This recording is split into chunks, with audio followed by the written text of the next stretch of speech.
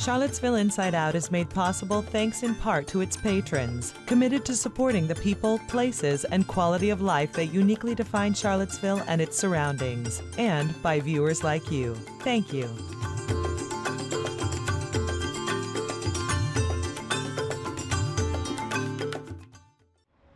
I don't realize Harvey Mulhauser is 88 years old. I remember him high school, Scouts, and at university. For WHTJ, I'm Terry Allard, and this is Charlottesville Inside Out.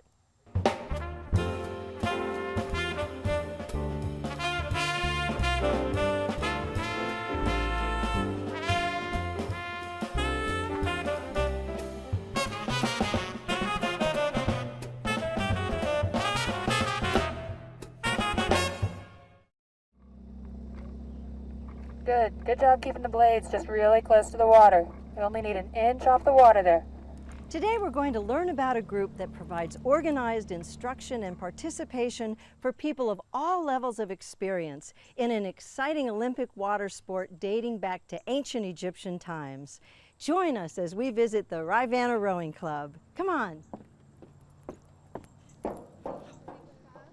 There are people here from all kinds of areas of Charlottesville, all walks of life, and this is sort of the great leveler out here. You can be hotsy-totsy out there, and you can come here and you're still struggling for the stroke. So it's a wonderful combination.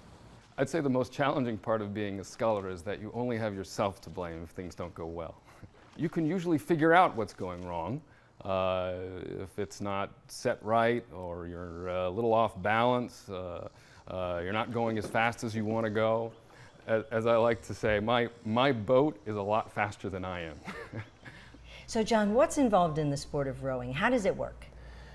Basically, you've got a person or people in a boat using oars to make the boat go. And so, okay, so there are two different ways. You could have just one participant, yep. And then how many are in the boat? If so for most of our master's programs, we have we use sweep boats, which is every person has one oar, and that's what we would see in the college teams or in the Olympics. That's what our Learn to Row program uses, in which case you typically have either 4 or 8 people in a boat making it go. What is the Learn to Row program? So it's a program that we have every spring. It's sort of the our main focus for the community to get people exposed to rowing.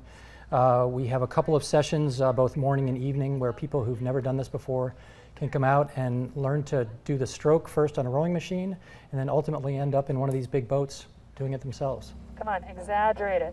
I want to see it. I want to see some backsplash here. There we go. I just started rowing this summer in the Learn to Row program.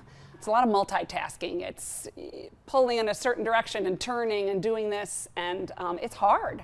So we've had some people that were kind of confused about switching between different rowers, and so we do a lot of work with less than the full boat because it keeps the boat stable, kind of like training wheels. So the oars that are on the water are like our training wheels right now, and they can focus on their technique without having to worry about keeping it set, because you can see it's a really skinny boat and it's hard to keep stable.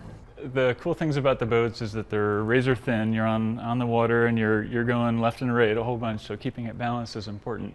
In order to do that, you have your feet strapped in the shoes in the boat, so they're actually firmly tied down into the boat. Another neat part is the seat. The seat actually rolls back and forth. So it's a really cool contraption, but when it comes together, it's beautiful. So look at what's going on outside the boat. Focus here. Body, here, David. What are the roles of when you have 4 or 8 people in a boat? Talk about the different roles that they play. Basically, it's very much a team sport where everybody's responsible for moving together, keeping the oars level so that the boat sits even, so it's not going to one side or another. Everybody's job is to push hard when the oar's in the water to make the boat go fast. At a higher level, the more technical people and the people who are very good at setting a constant stroke rate will be in the front. And typically the powerhouse, the big strong people would be in the middle, and then smaller people toward the back. But the way we do it, it's sort of, you get thrown all over the place in the boat. So yeah, so who is eligible to be a member of the club and row here? Anybody who can swim and help carry a boat. We start at age 13, so we have junior programs that are for teenagers. We have adult members of the club well into their 80s. So, you know, and then everybody in between. You've got men, you've got women, you've got, you know, people who are doctors, you've got people who are teachers. I mean, it's just all members of the community come. Yeah, it's a great group of people. I think part of the fun of it is all of us getting together and it really being a social sport. And again, we have people from all different, you know, backgrounds, different ages. We tend to have more women than men in the club. It's a very popular sport for women, so it's just a fun group of people to be around. And it's challenging physically and also mentally, right? Talk a little bit about that. Yeah, so it was one of the things that was the most surprising to me was how difficult it was mentally, because there are so many sort of moving parts at a time in terms of where your body is, what your hands are doing with the oar, trying to keep time with the people in front of you. That what I thought would be relatively straightforward, getting in the boat, turned out to be very difficult. And 2 swinging forward from the hips. Together, hands Sitting moving tall, forward. think of your hips like a Lego man. You're just shifting over your hip bones. The cox generally tells the 8 in the boat what to do, how to steer, and they also set the rate of speed and stroke and all that. So it's a little bit like a coach in the boat. I like the power of the big boats. I like the group competition and the group coaching. But the sculling boats, they're every bit as powerful, but it's sort of a different animal. It's more solitary, especially when you're in a single. The boats are smaller. Out here, you can come out and scull anytime you want. You don't have to be in a program. I scull almost year-round. I'm one of the hardcore icebreakers. You could pick up rowing at any time in your life and do it for decades to come. And I love the peace, the solitude, the serenity, and the intensity that comes with being out on the water and in nature. And being able to do that, especially here in Charlottesville, just about any day of the year. Lengthen it out. Even if you have shorter legs, you can still pull longer and press all the way through. Try to get that full press. Keep the blade in the water all the way through your drive and then pop it out at that last second. Talk about the different classes that are offered, so that because anyone can be a part of this. Yeah, so we have, you know, Learn to Row, which again is for people who've never done it before. Those people can then move into our intermediate program, which is for, you know, is again for adults who have, you know, 1 or 2 years experience and want to get more technical work. And then we have a regular master's program, which is both a competitive program and for people who just want to get a good workout early in the morning or late at night. And when you talk about competitive, how do they compete? So we typically send boats to a couple of regattas in the state, sometimes to ones further out. We have you know, a trailer that we can put our boats on and drag them to, and those are a lot of fun where we get to race. Yeah, and then talk about this amazing facility where you all are, where you have your boats and the water where you actually. Yeah, we're really lucky. The Virginia Rowing Association owns the land and the boathouse, and we're very fortunate to share the facility with the Virginia Men's Program, which is sponsored by VRA, and with the Virginia Women's Team. So we get access to just a world-class facility with beautiful boats, and then the water is just spectacular. We've got about 5 miles of very smooth, well-protected water. We can go 1.5 miles down to the dam, or another 3.5 miles up toward Raise Forward Road. Yeah, and you have rowing machines. You have a rowing machine room that you have access to. That's part of the university. Yeah, so that's primarily used by the undergraduates, but we do use it some for training and then some for workout in the winter. This is a place where high school kids and college kids and adults from the community, from every age, from 20 to 80, all come together. They all work together. They love this club, and it's a great community resource. Have y'all gotten the micropause explanation before? This is so great. No? Oh, this is exciting. I like doing this. This is really good. When you're catching, when you're putting your blade in the water, you actually want to press it against the water all the way through. It adds like a foot to every single stroke. and that's free speed in every stroke. Who doesn't want free speed, right? Gosh, the races are always hard because you want to go fast, but you have to do it very smoothly. So yeah, rowing in races is probably the hardest part. The best part is just getting on the water, and that's the best part about RRC is that it's open to anyone. So do members row all year long, or is there a limit to when you can do it? Some do. So we have all of our coach programs are during the summer. So the dock and the water gets used very heavily by the UVA students when they're in session. So we typically start right after graduation, and then we finish those programs right around the time they start back in August. Around those times we have what we call shoulder seasons, where people can row. We have groups that will prepare for races in the spring and the fall and do that without a coach. We have many people who have single sculls who keep their boats here, who really row year round. We have a rule for the winter months, December, January, February, that there's always at least 2 people out on the water for safety. Yeah, what is it, the four oar rule. So that, in case most of these people aren't going to flip their boat, but if they did, they can get hypothermia in a hurry. So we always want to make sure there's somebody else there. Right. But there are people out here, literally year round, and we usually don't get ice here, so a lot of people will go all the way around. Oh, that's exciting. So you obviously are a rower. Tell me about how long you've been doing it, and just tell me why you do it. That's a great question. So I started, I think, 7 years ago, and I had been a runner for a while and was looking for something that I could do to get good exercise that wouldn't be beating up my body so much. Right. And I think there were a fair number of people in the club that was the case. And I used to drive over the bridge and see the rowers, and I've always loved water, and I thought just it seemed perfect. And then I came and tried it, and again was surprised at how in 2 ways. One, that you can pick up the basics very quickly, so you can actually be doing it very easily, within a few weeks of starting. But then there's so much technical work to it that you can keep getting better every year. So it's been a great thing, and I think all of us in the master's program come back and we learn new things every year, get great exercise, have a good time together. So it's really been a blast. That's great. Thank you, John. My pleasure. Thanks. I've been rowing about 25 years. I saw an ad in Seville for a Learn to Row class, and I signed up, and I brought my daughter with me. She was 14. She hated it. I loved it, and I've been with it ever since. It's great to come out after work and row on the reservoir. It really is relaxing, and it's a great group to be with.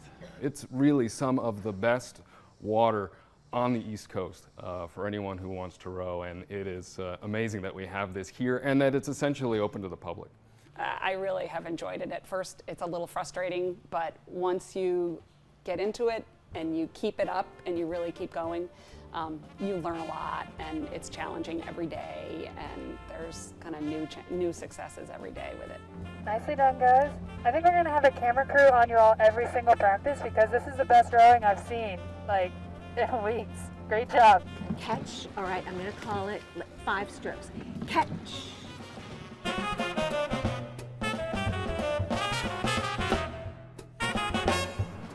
Ready, aim, one. Ready, aim, one. Aim, one. Did you know that the first public civic memorial in the United States to honor Vietnam veterans is located right here in Charlottesville? Join us today as we visit the Hill That Heals and learn about the Dogwood Vietnam Memorial Foundation. Come on. In Vietnam, we lost a whole generation of young men and women, just like my brother, who would have made wonderful contributions to our country. And I think it's important that we as a community and as a nation recognize our veterans and the sacrifice they've made. It's like we breathe life back into these young men one more time for a few minutes, and their family and their friends all know what we're trying to do, and we're trying to honor their memory. The Dogwood Vietnam Memorial was conceived in a barber shop. The Vietnam War was just getting started, and Charlottesville and Albemarle had experienced its first casualty, death of Champ Jackson Lawson Jr. And we knew that other deaths would come along, and we felt like something had to be done to honor them and to honor their families. So we came about an idea of a memorial. Putting the memorial together it was requested that everything that it was made with have historical value, be local. Talk about that. Not everything, but I approached city manager James E. Bowen and told him what our idea was, and he liked that idea. And he also expressed that he wanted the memorial to be placed in a location that was highly visible, and he wanted to use materials significant to the area. He also said that the city would not fund any of the construction, however, they would accept maintenance of it in their normal operation. Bruce, as the president of the foundation and as a Vietnam veteran, you refer to the memorial as the hill that heals. Talk about that. That's correct, Terry. It has been the hill that heals for me, and primarily because this gentleman to my left, Jim Schistler, asked me to speak at the memorial in 1995. I'd recently moved back to Charlottesville. I had not talked about Vietnam to anyone for almost 30 years, actually. You went to Lane High School? I did. You went to UVA for a few years? I only went for 1 year in engineering school, and I wasn't doing well, and the draft was knocking on my door, so I joined the Marine Corps. And then when you returned, you never talked about it. I blended in. I turned into a weekend hippie, you might say. You had the VW van. VW van with the tie-dyed curtains. I had a Harley chopper, and I played the part of the opposite of a Vietnam vet because I didn't want to be associated with the stigma. I wrote in this thing, the speech, said, because of the stigma associated with Vietnam, I, like many others, rarely spoke of my personal experience in Vietnam. I kept those memories sealed inside me, not revealing them to anyone. I hid my tears when I remembered my fallen friends. I stood for a moment and thought how appropriate it was that Jimmy's final resting place was near the birthplace of our nation's Declaration of Independence, right there at Monticello Mountain. So I guess Jim Schistler started my healing process, and the heal has continued as I focused to help Jim with his work here. These families come from a long ways. It's very meaningful. I am here to honor my father and his memory. They treat me like royalty and my family like royalty when I come here. But I tell you, it's them, the brave men and women that served. And during that time, it was really, really tough for them. My sweetheart in high school went to Vietnam in 1969, and he was killed February the 14th, 1970. And I have been coming to this memorial for only 3 years. I've been trying to make it as a healing process because I've never really done that. And it's, even after all these years, it's very hard. Today I have the privilege to talk to you about 4 young men who gave their lives in Vietnam. One of the events that happens on the Hill every year is the Rededication Ceremony. Let's talk a little bit about what happens. When I first started helping Jim, he had been, for 40-some years, he'd been building a stage, mostly by himself. Putting a stage together for each dedication ceremony, He's rebuilding a still a pretty stage. stout man, but he did need a little help. He'll admit to that. So I did see him out there with that and started helping him, volunteering and cutting grass around the memorial until 2014.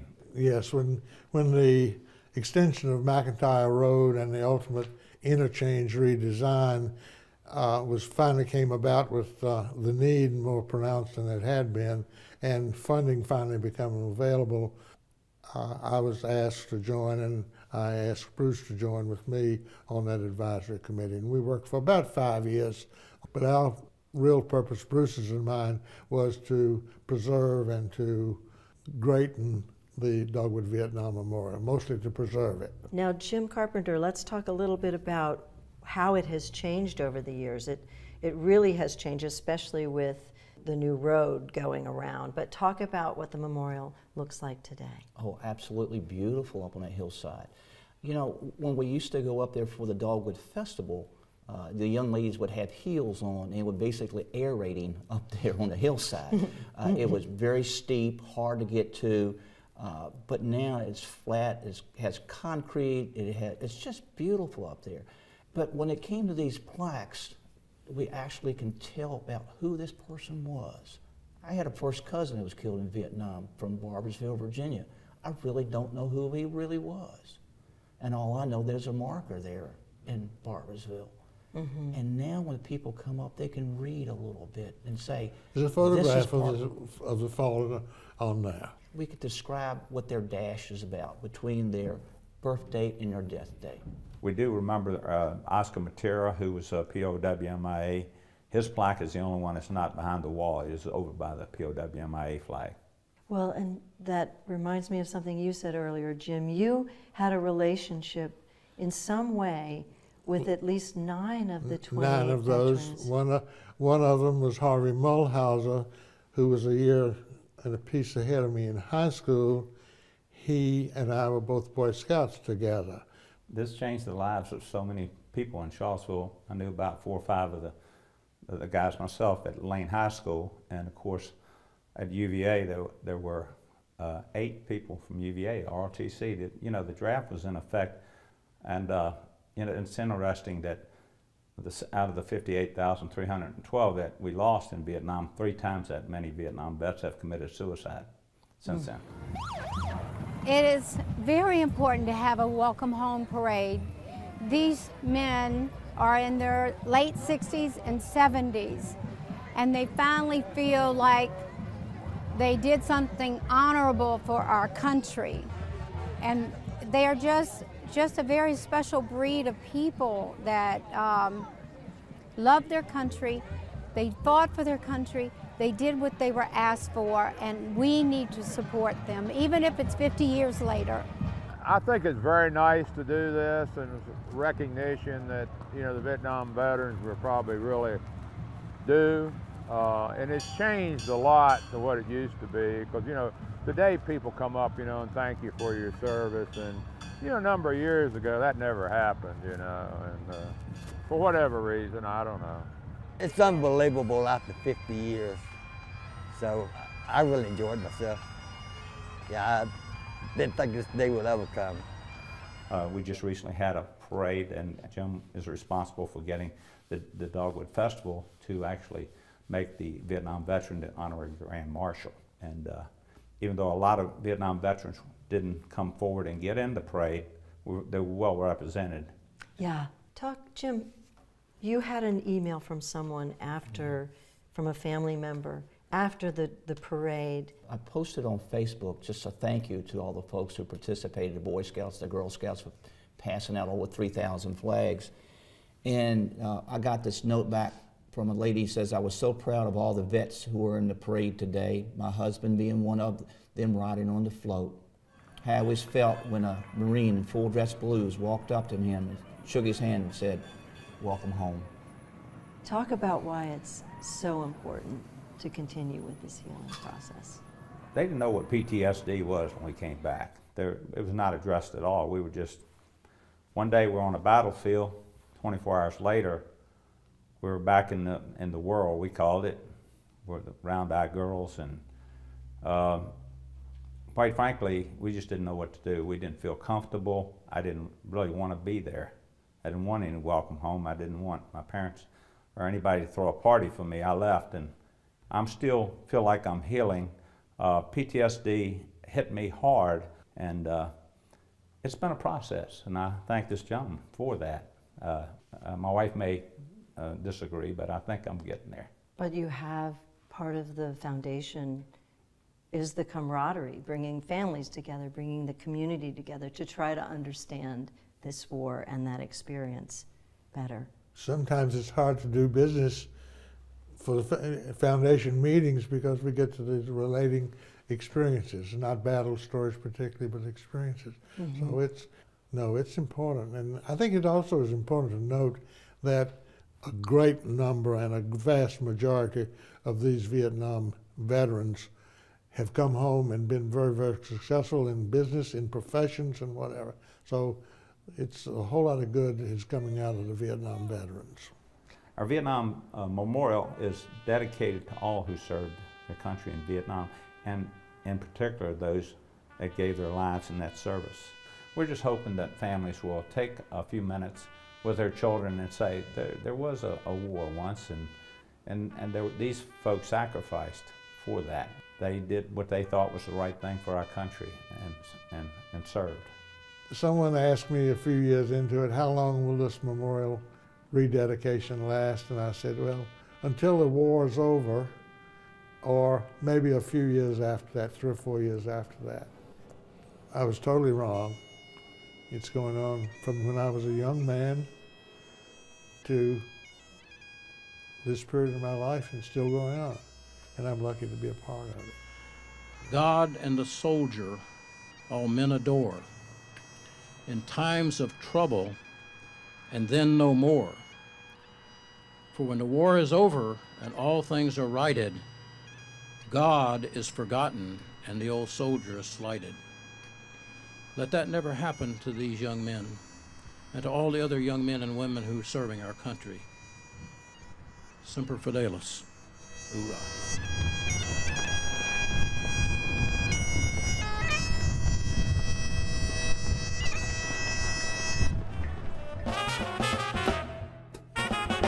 That's it for this week. For WHTJ, I'm Terry Allard. Join us next time on Charlottesville Inside Out.